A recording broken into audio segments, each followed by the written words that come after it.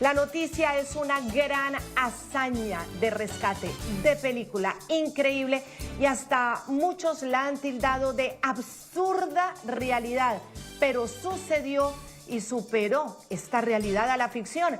Es impresionante ese audaz rescate del tripulante desaparecido tras eyectar de un avión de guerra de Estados Unidos atacado por las fuerzas del régimen teocrático de Irán. Vean ustedes en estas animaciones que tenemos aquí al lado y lado de la pantalla, están describiendo lo sucedido con esos dos tripulantes de un F-15 Strike Eagle. En la imagen de la izquierda aquí vemos cómo el viernes 3 de abril la aeronave fue derribada sobre la provincia de Isfahán, en el centro-oeste de Irán. En ese mismo momento, un segundo caza ingresaba a la zona y al percatarse de que podría ser blanco de un segundo ataque, decide regresar hacia el norte.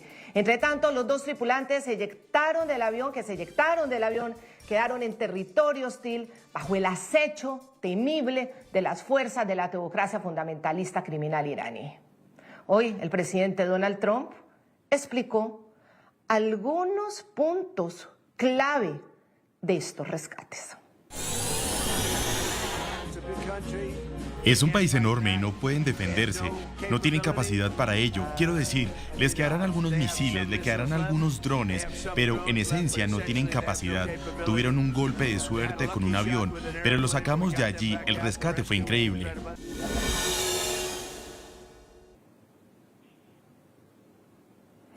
Al otro lado de la pantalla vemos aquí también esta animación que nos explica lo que sucedió entre el 4 y el 5 de abril. Obviamente todo el estrés y todo el foco ahí concentrado para esa arriesgada y heroica operación que la administración de Donald Trump desplegó para ir al rescate de esos dos pilotos de la Fuerza Aérea. Ambos quedaron heridos y mientras el piloto pudo ser rescatado inicialmente, fue el primero en ser rescatado, su compañero, un coronel y oficial de sistemas de armas que ocupa ese segundo asiento en el F-15, no pudo ser encontrado de inmediato. El oficial logró ocultarse 2 días tras las líneas enemigas que lo acechaban y además con un llamado del régimen ayatolá para que cualquiera colaborara y lo entregara a cambio de una recompensa. Bueno, ahí entre líneas enemigas, él portando una pistola como defensa y un localizador silencioso. Se los vamos a explicar, ese aparatico CSIL, una pieza fundamental para su hallazgo y rescate en una agreste montaña de la República Islámica. Miren lo que dijo Trump sobre cuando ocurre algo así, cuando derriban a un piloto. Cuando ocurre algo así, que derriban a un piloto, en la mayoría de los casos no puedes intervenir, porque si envías a 200 personas con un montón de cazas y helicópteros, no tienen ninguna posibilidad. Los derriban. Pierdes 200 personas para rescatar a uno. Es algo horrible. Pero es muy raro que se pueda hacer. Y lo que hicimos ayer fue que no rescatamos a uno, sino a 2. Mantuvimos el primer caso en secreto y pudimos mantener el secreto durante aproximadamente un día, lo que mejoró mucho las cosas. Pero esos 2 pilotos fueron increíbles, valientes, y les damos las gracias.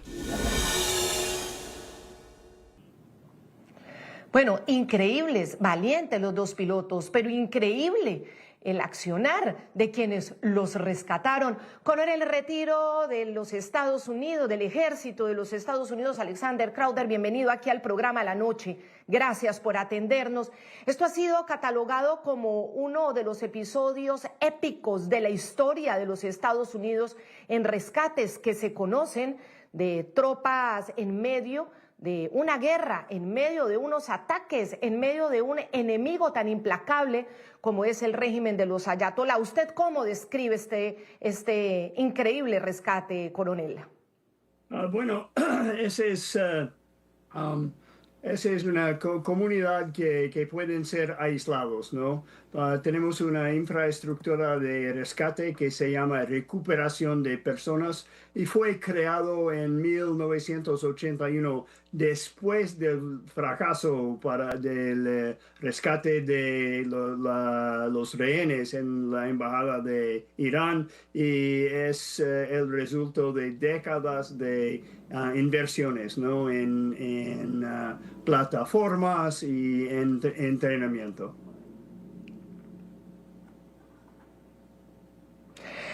Cuando Donald Trump dice Estados Unidos no deja ningún hombre atrás.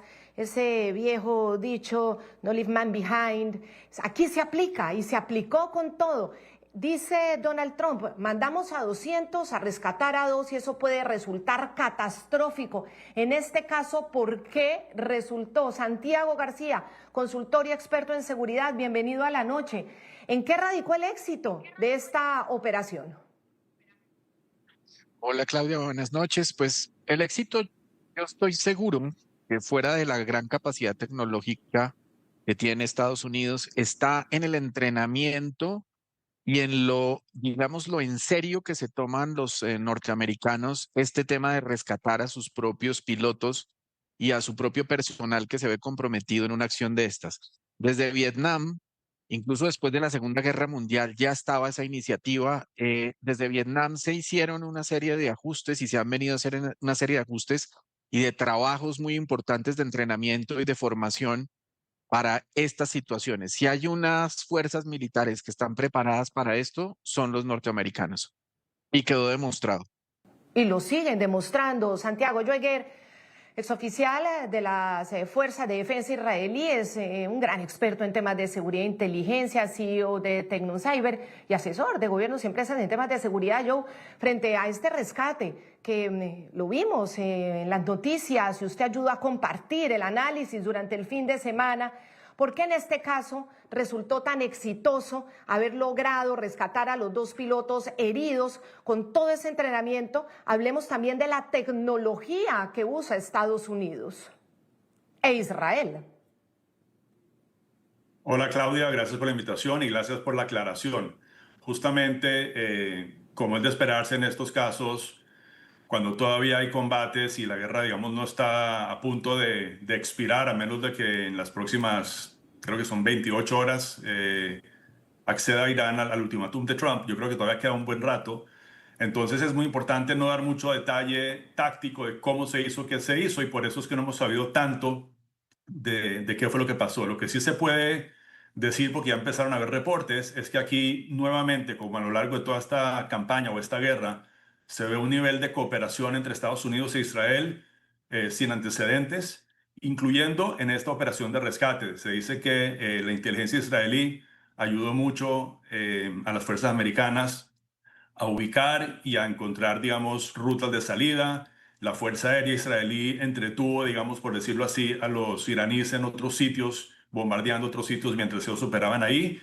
Inclusive, y esto lo digo con mucho cuidado y nuevamente no se puede hablar mucho de esto, pero ya hay reportes de que inclusive 2 unidades elite israelíes con mucha experiencia en este tipo de operaciones lucharon hombro contra hombro con los contrapartes americanos para llevar a cabo este rescate en tierra iraní. Sí, leímos también esa información, cómo estas unidades de Israel entraron unas horas previas. ¿Cómo se coordina en esos casos, coronel Alexander Crowder? ¿Cómo se coordina Estados Unidos con un aliado como Israel con tanta determinación para que entre esa cooperación todo salga lo mejor que se pueda? Bueno, tenemos jefaturas, ¿no? Centros de operaciones donde están ubicados mando y control para todas las operaciones.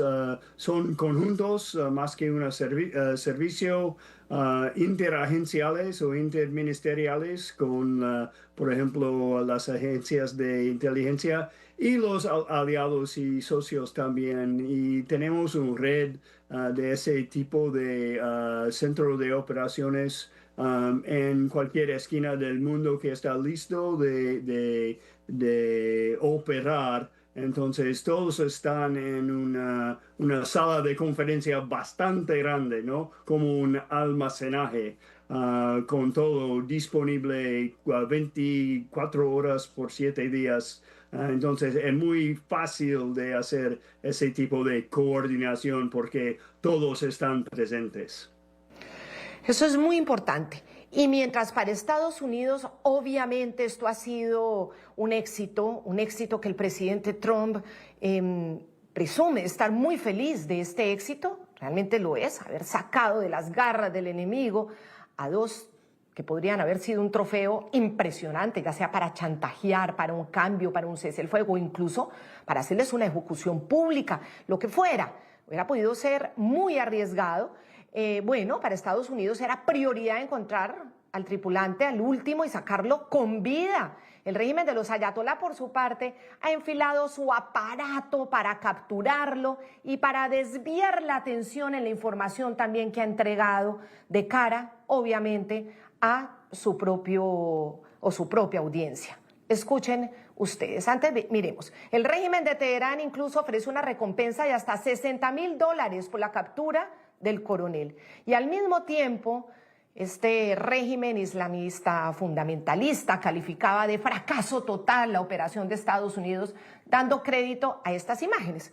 Ellos decían que esto había sido el resultado de la destrucción por parte de Irán, del ejército de los ayatolá, de las aeronaves utilizadas para el rescate del piloto.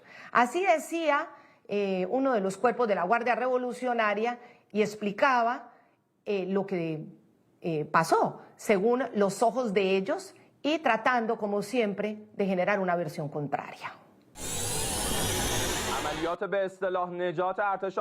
La denominada Operación de Rescate del Ejército de los Estados Unidos, que se planeó bajo la apariencia de una operación inmediata de liberación y huida, con el pretexto de rescatar al piloto de su avión derribado en un aeropuerto abandonado al sur de Isfahán, terminó en un fracaso total gracias a la oportuna intervención de las Fuerzas Armadas de la República Islámica de Irán.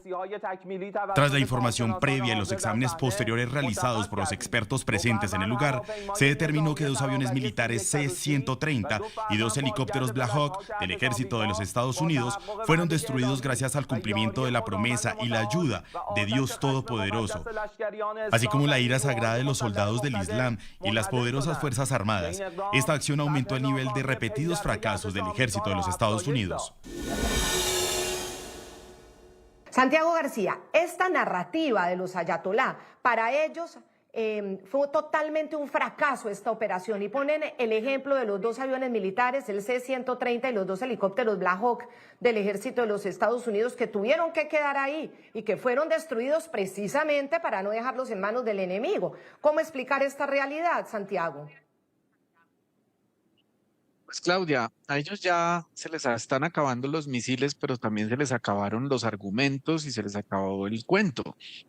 El portaaviones Abraham Lincoln creo que lo han hundido 36 veces desde que comenzó el conflicto. Entonces su credibilidad pues ya está en el suelo, y están pagando muy caro una negligencia estratégica que ellos cometieron, un error gravísimo que cometió el régimen iraní, que fue invertir todo su dinero en lanzadores de misiles, en misiles y en sitios subterráneos llenos de drones y llenos de misiles, y no tienen una fuerza aérea hoy día. Es decir, Irán tiene un gravísimo problema estratégico y táctico, y es que no tienen aviones de combate, no tienen helicópteros, porque donde ellos tuvieran una fuerza aérea sólida y una capacidad militar aérea sólida, este desenlace hubiera podido ser muy distinto o más complicado aún de lo que ya fue. Y eso fue lo que aprovechó Estados Unidos, y lo que hizo Estados Unidos con Israel de manera brillante las primeras horas del conflicto. Cuando tú anulas la capacidad aérea de tu enemigo, lo dejas de rodillas. Realmente aquí queda demostrado, así tengan miles de misiles, no tienen cómo defender su propio espacio territorial. Y eso permitió alejar a las unidades terrestres que no se acercaran a este piloto mientras se hacía el rescate efectivo, y darles tiempo incluso de que pudieran aterrizar 2 aviones C-130 y tratar de organizar una pequeña base de aprovisionamiento para poder llegar rápidamente al sitio de la extracción. Entonces, Irán está de rodillas en este momento desde el punto de vista estratégico, porque no tienen capacidad de cuidar su propio espacio aéreo. Y ahí pagaron las consecuencias.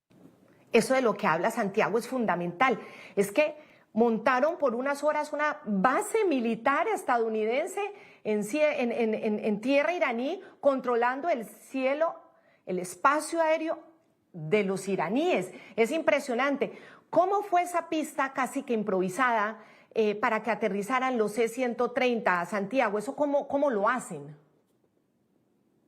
Pues ellos aprovecharon un campo aéreo que estaba abandonado digamos que a través también de un gran trabajo de inteligencia que vale la pena darle también un aplauso importante a la CIA y a la inteligencia israelí, que sin ellos no hubiéramos podido llegar a este desenlace, digamos, cinematográfico exitoso que tuvo esta misión tan peligrosa y tan compleja.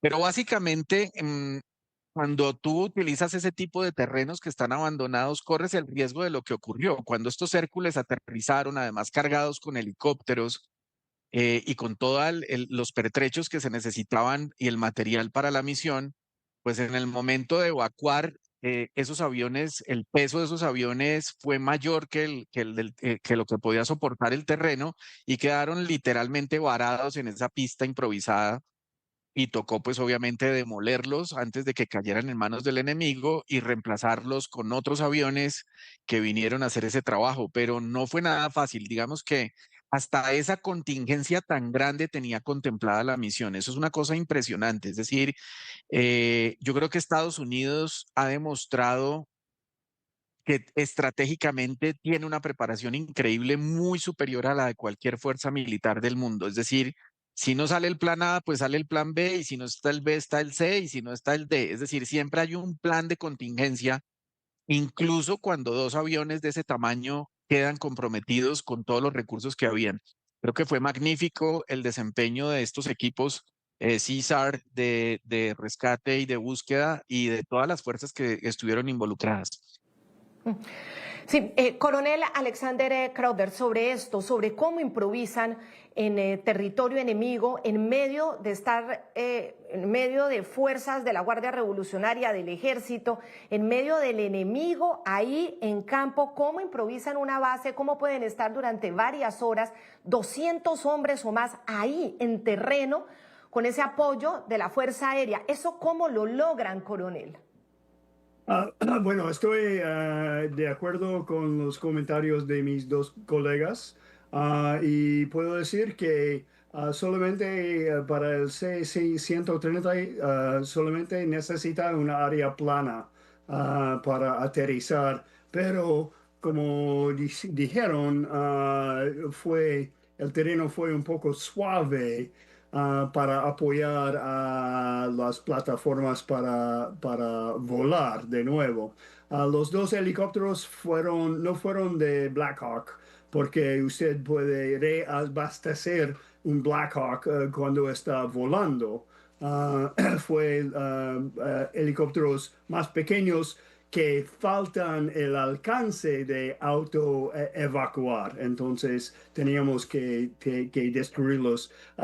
Hay pistas de aterrizaje abandonado en cualquier esquina del mundo, usado durante, por ejemplo, la Segunda Guerra Mundial o algo así.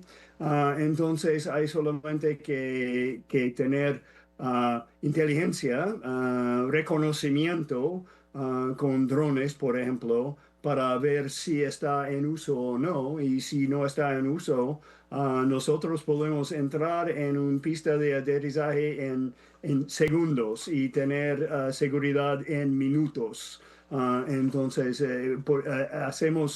practicamos a eso cada día con unas unidades, por ejemplo, los batallones de Rangers especializan en tomar control de aeropuertos, pistas, aeropistas. Esta explicación es muy importante. Joe Gehr, quiero preguntarle exactamente qué está pasando con el espacio aéreo iraní. ¿Es cierto que ya ese espacio aéreo está controlado por Estados Unidos, por Israel? ¿Falta aún para lograr ese control? A propósito de la explicación de Santiago García de que las fuerzas iraníes no tienen una fuerza aérea ni contundente ni importante. Sí, Claudia. Bueno, un par de cositas. Eso de que no tengan una fuerza aérea fue una decisión muy a sabiendas, llamémoslo así. Ellos crearon un sistema que, como tú sabes, tenía, digamos, diferentes... Vamos al principio porque es muy importante. ¿Contra quién estamos luchando acá, Estados Unidos e Israel? Contra un grupo de religiosos fanáticos que querían conquistar el mundo para imponer su sharia. ¿Ok? ¿Cómo querían hacer esto? Mediante diferentes estrategias militares para las cuales, digamos, que tenían que empezar por el Medio Oriente y luego continuar hacia Europa, Estados Unidos, etcétera. Ya hemos hablado varias veces en tu programa, inclusive, de las estrategias como son los proxies o redes de grupos terroristas que pusieron cerca a Israel para terminar primero con Israel, porque era, digamos, la luz de liberalismo y de Occidente en esa parte del mundo. Eso número uno. Número dos, decidieron hacer en vez de fuerza aérea, como decía Santiago, hacer una fuerza de misiles. ¿Para qué?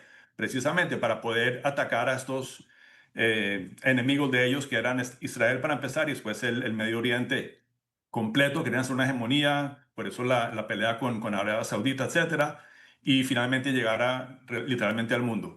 Y la tercera, por supuesto, la búsqueda del armamento nuclear. Entonces, aquí lo que es importante cuando hablamos de estas operaciones y de la supremacía aérea, etcétera, etcétera, eso no ocurre en 2 días, eso no ocurre solamente con tecnología.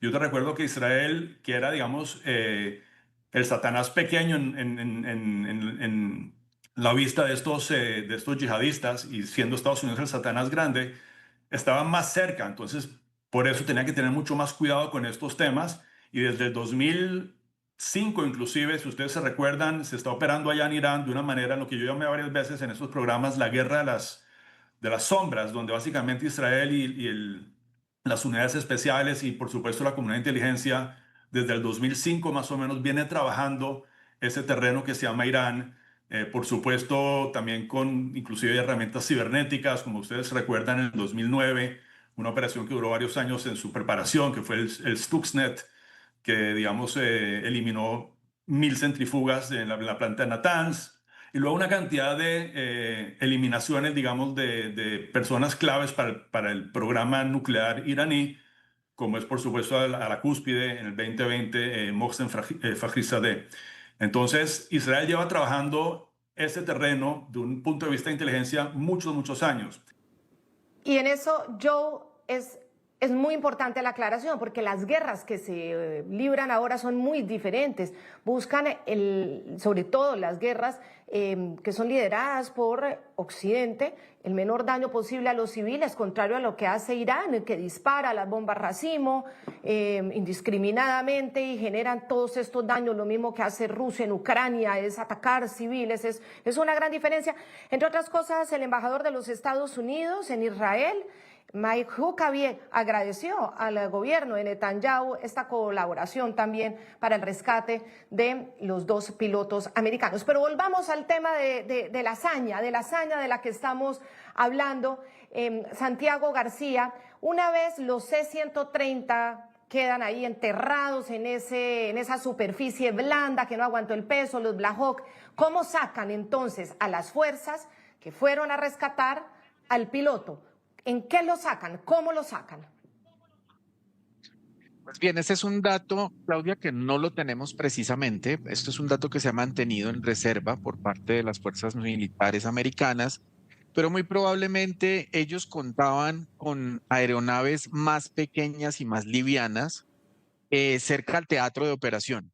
Y yo creo que con esos aviones pudieron ir y efectivamente evacuar la zona, porque era una gran cantidad de gente la que había ahí, de personal, y definitivamente pues destruir el material que quedó, digamos, comprometido en el sitio para poderlos evacuar. Hay que revisar que las fuerzas especiales de Estados Unidos y estos equipos de las unidades ISAR operan diferentes aviones, operan diferentes tipos de aeronaves. Entonces, al enterarse inmediatamente de cuál fue la razón de que los C-130 quedaran completamente atascados en esa arena completamente suelta, llevaron aviones más ligeros y con esos aviones más ligeros pudieron evacuarlos sin ningún problema y de pronto también los hicieron aterrizar cerquita, no en la pista digamos, en la pista que comprometió los Hércules, sino en un terreno destapado relativamente plano, como lo afirma el coronel, y ahí se pudo rescatar la misión y digamos se pudo desempantanar la situación y se pudo evacuar, pero es una demostración de adaptación y de resiliencia estratégica y táctica increíble. Como te digo, ya estaba perfectamente digamos, dispuesta un plan B y un plan C en caso de que hubiera pasado alguna contingencia como la que efectivamente ocurrió.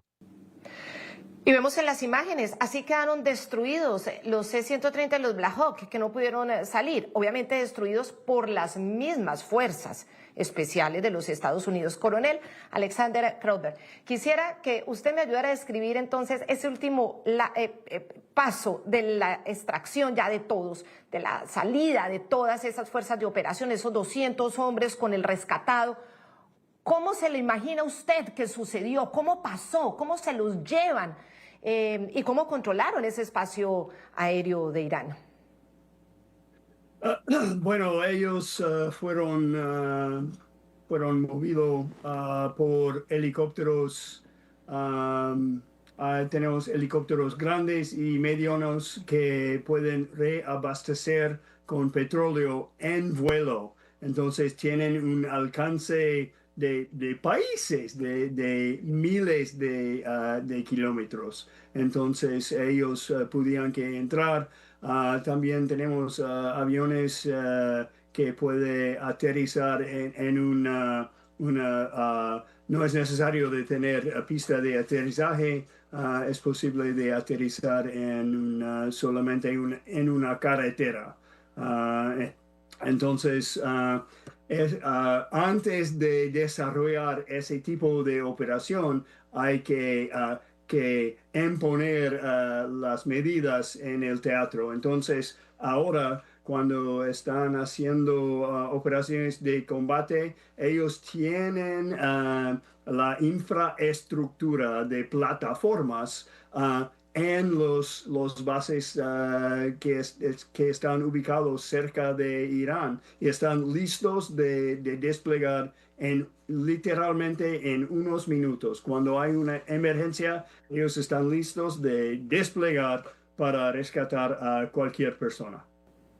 ¿Y cuánto se habrá tomado de tiempo en sacarlos a todos, coronel, a esos 200 hombres de fuerzas especiales que según tenemos entendido fueron 200? 5 minutos, 10 minutos, depende del número de plataformas, pero cada helicóptero Black Hawk puede tomar 20 gente y los C-130 casi 100 personas, entonces estará muy fácil de mover 200 personas. Necesitan solamente una área plana y no suave para aterrizar y pueden salir. Estará muy fácil. Tenemos plataformas que pueden hacer eso en cualquier zona del mundo.